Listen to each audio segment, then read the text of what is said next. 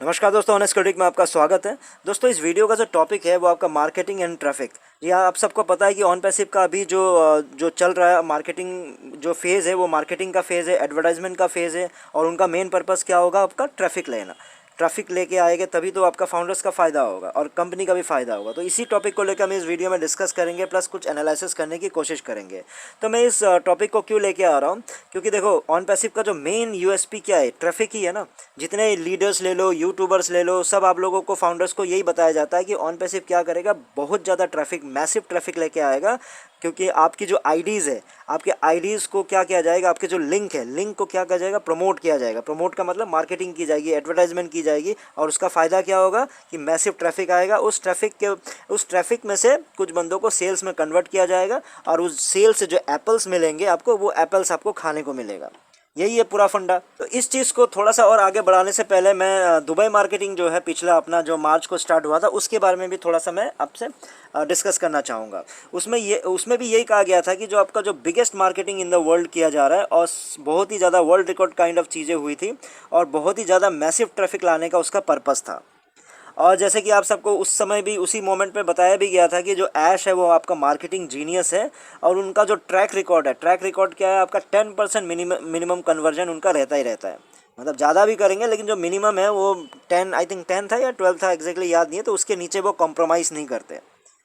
अब मैं जो दुबई वाली मार्केटिंग की बात को दोबारा क्यों उठा के ला रहा हूँ, तो एक्चुअली मैं ये नहीं कह रहा हूँ कि जो दुबई मार्केटिंग की गई थी वो ख़राब था या उसको नहीं करना चाहिए था, वो भी इम्पोर्टेंट था। ठीक है, स्ट्रेटेजी वो भी गलत नहीं था। और मैं ये भी नहीं कह रहा हूँ कि जो बीन स्पोर्ट्स है, बीन स्पोर्ट्स के साथ जो स्पॉन्सरशिप पार्टनरशिप किया गया वो गलत है। फिर समझदार फाउंडर बोलेगा भाई कभी ये बोलता कभी वो बोलता, अभी तो बोल रहा था गलत है। गलत आप समझा करो कि गलत, मैं ये बोल रहा हूँ कंपेयर करने के लिए, कंपेरिजन करके मैं बोल रहा हूँ ये तो गलत हुआ। गलत क्यों हुआ? क्योंकि आप 204 कंट्रीज़ में फीफा वर्ल्ड को स्पॉन्सर करके आप आपका फुटप्रिंट 204 कंट्रीज़ में आपका पहुँच जाता है ना। और लेकिन आप बीन स्पोर्ट्स को आप करके आपको सिर्फ क्या मिलेगा? 24 कंट्रीज़ में मिलेगा। तो कंपेयर करने के जाऊँगा तो कहाँ 204 कंट्रीज़ और कहाँ पे 24 कंट्रीज़। ठीक है, बहुत ज़्यादा डिफरेंस है। तो लेकिन मैं ये नहीं कह रहा कि ये स्ट्रेटजीज गलत है, क्योंकि इस तरह के मार्केटिंग भी बहुत ही ज़्यादा इंपॉर्टेंट होता है। लेकिन मेरा बस ये जानना है कि जैसे कि फाउंडर्स का भी जानना है, मान लो कि जो दुबई मार्केटिंग जो है, जो पिछला दुबई मार्केटिंग क्या वो बहुत ज़्यादा सक्सेसफुल था? जो आपने किया उसके बाद क्या बहुत ज़्यादा फ़ायदा हुआ? क्योंकि आप दोबारा वैसे ही दुबई में फिर से वही करने जा रहे हो ना। बुर्ज खलीफा में ले लो या फिर जो मॉल्स के अंदर जो बिल बोर्ड्स में इस तरह के जो एडवर्टाइजमेंट दोबारा करने जा रहे हो, दोबारा वो उन सब में इन्वेस्टमेंट हो रहा है। तो क्या वो सक्सेसफुल था जिसकी वजह से आप दोबारा कर रहे हो? क्योंकि मेरे कैलकुलेशन के अकॉर्डिंगली तो दुबई में जो मार्केटिंग हुई थी वो तो सक्सेसफुल मुझे नहीं लगता कि था, in terms of bringing organic traffic. यानी ऑर्गेनिक ट्रैफिक को लाने में वहाँ मुझे नहीं लगता कि वो जो दुबई मार्केटिंग का बहुत ही ज़्यादा कोई हाथ हुआ होगा। क्योंकि ब्रांड बिल्डिंग की गई थी स्पेशली। तो ठीक है, ब्रांड बिल्डिंग भी इंपॉर्टेंट है, लेकिन ब्रांड बिल्डिंग का पर्पज़ क्या होता है? ब्रांड बिल्डिंग इसलिए होता है कि ताकि उसमें सेल्स हो, क्योंकि पूरा कंपनी सेल्स पर ही निर्भर करता है। ब्रांड को बिल्ड करोगे, उसके बाद उसका जो असली मोटिव होता है वो आपको सेल्स लाना है।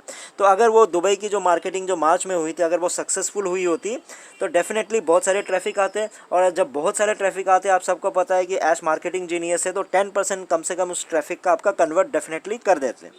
अगर वो 10% भी आपका ट्रैफिक आपका कन्वर्ट हो जाता, तो 2019 का ले लो या 2020 के स्टार्टिंग के जितने भी आईडीज़ ले लो, उनके ज़ीरो टीम है या जिनके नीचे कोई भी टीम नहीं बनी, या फिर किसी ने एक बना के रखा हो, किसी ने दो बना के रखा हो, तो मैं गारंटी है कि किसी की भी ज़ीरो टीम के नीचे उसका एक भी आईडी नीचे लगा होगा। या फिर मैं इस बात की गारंटी है कि जिसके नीचे सिर्फ दो बंदे हैं उसको 3 हो गया होगा।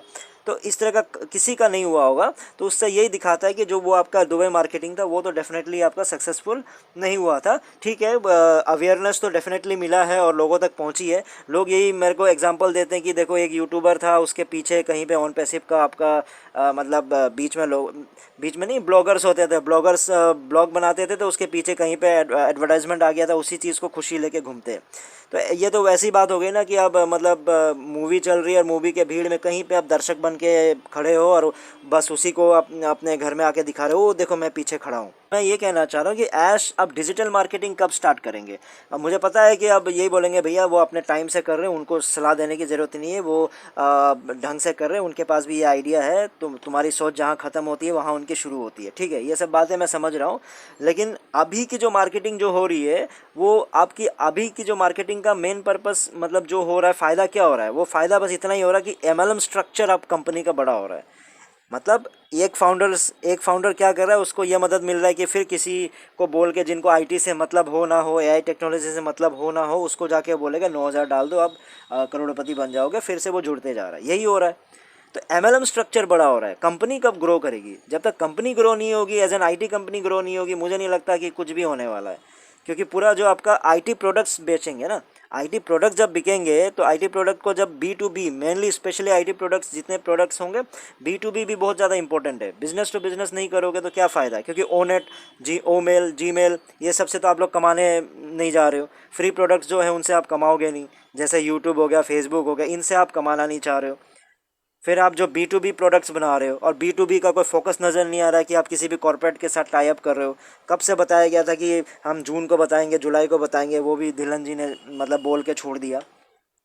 तो वैसा तो कोई स्ट्रेटेजी नज़र नहीं आ रहा। अभी की जो मार्केटिंग है वो मेनली क्या हो रहा है, आपका MLM स्ट्रक्चर ही ग्रो हो रहा है। अब डिजिटल में फोकस इसलिए बोल रहा हूँ कि आप अभी से करने में क्या प्रॉब्लम है, क्योंकि डिजिटल देखो ये अभी जो कर रहे हैं वो ट्रेडिशनल मार्केटिंग है ना। तो डिजिटल मार्केटिंग का आपको फ़ायदा आपको लोगों सबको पता है। ट्रेडिशनल मार्केटिंग में क्या हो रहा है कि मान लो टीवी में आपको दिखा रहे हैं, अब एक टीवी पे बैठ के मान लो 5 लोग, सबको ही तो पॉपुलेशन को ही काउंट करते हैं ना। अब मान लो एक टीवी पे बैठ के 5 लोग देख रहे हैं, एक टीवी है उसमें क्या है, मम्मी पापा दादा दादी बेटा, ठीक है, मिलके ये 5 लोग मिलके टीवी देख रहे हैं। अब वहाँ पे एडवर्टाइजमेंट आ गया, मान लो आपका किसी पॉश एरिया में मतलब करोड़ों का फ्लैट बड़े सस्ते में मिल रहा है, ठीक है, इस चीज़ का एडवर्टाइजमेंट आ गया।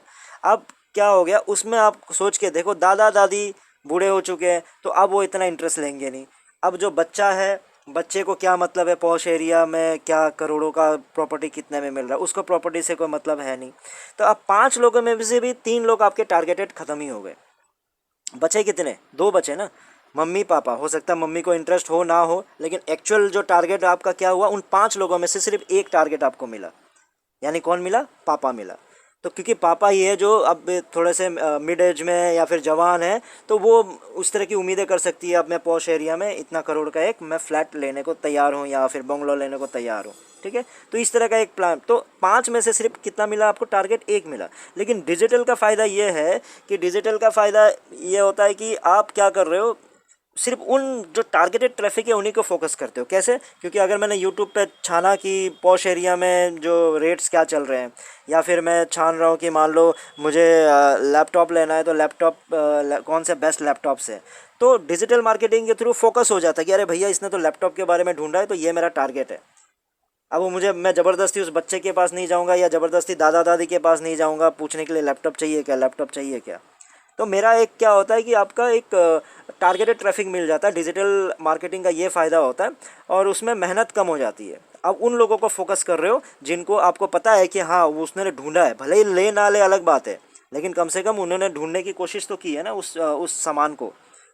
लेकिन ट्रेडिशनल मार्केटिंग में डेफिनेटली वो भी बहुत ही बड़ा प्लेटफॉर्म है, लेकिन उसमें भी फिर क्या होता है, वो थोड़ा सा आप कम होते जा रहा है। जैसे मैंने आपको एग्जांपल दिया ना, 5 में से आपने बोल तो दिया 2.5 बिलियन लोगों के पास जाएगा, 2.5 बिलियन लोगों के पास जाने से नहीं होता ना। सिंपल एग्जांपल दिया, पापा मम्मी दादा दादी बेटा, निकला कौन? पापा।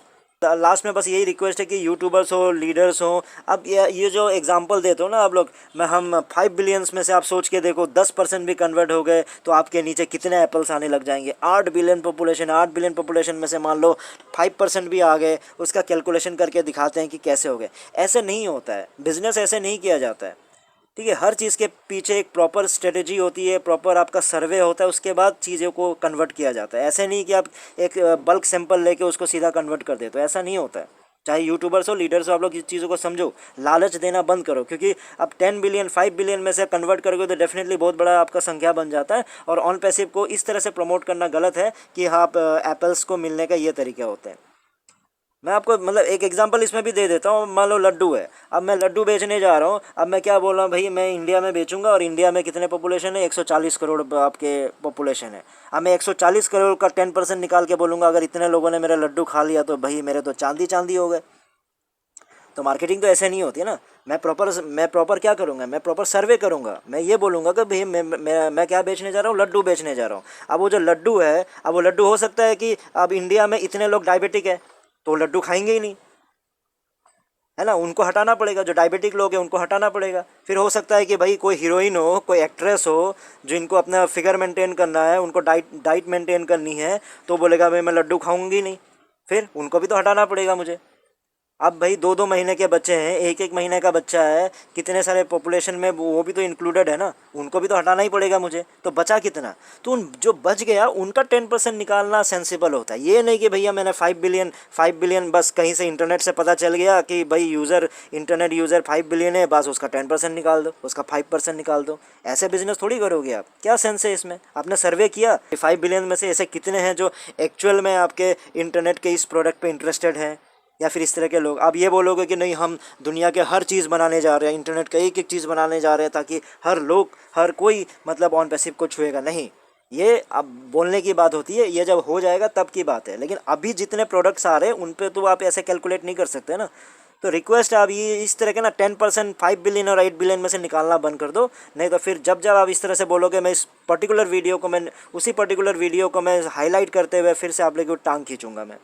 ठीक है दोस्तों, फिर इस वीडियो में इतना ही था। फिर नई वीडियो में नए टॉपिक के साथ आऊँगा। तब तक के लिए टेक केयर, बाय बाय।